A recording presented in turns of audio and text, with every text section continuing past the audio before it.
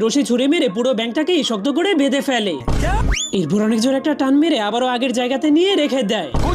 এরপর চোরেদেরকে ধরার জন্য পুরো রাস্তাটাকে উঠিয়ে কাপড়ের মতো নাড়িয়ে দেয়, যার কারণে সবগুলো চোর উড়ে উড়ে তার কাছে চলে আসে। তখন সে তাদেরকে নাস্তা পানি দিয়ে জেলখানার মধ্যে বন্দি করে দেয়, কারণ এই শহরে গুন্ডাদের উৎপাত এতটাই বেড়ে গিয়েছিল যে সবসময় গোলাগুলি চলতেই থাকতো। এই জন্য সেখানকার সেই গুলিগুলোর জন্য ট্রাফিক আইন তৈরি করা হয়েছিল।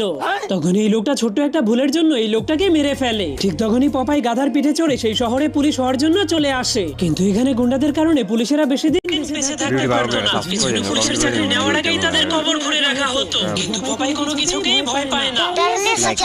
এরপর সোজা গিয়ে পুলিশে ভর্তি হয়ে গেলে তাকে গুন্ডাদেরকে মারার জন্য দুইটা বন্দুক দিয়ে দেওয়া হয়।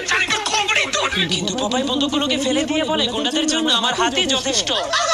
তখন সবাই হাসতে শুরু করে দিলে সে নিজের শক্তি প্রমাণ করার জন্য দুইজন গুন্ডাদের মাঝখানে গিয়ে দাঁড়িয়ে পড়ে। পার্ট 2 দেখতে চাইলে কমেন্টে পার্ট 2 লিখে দিন।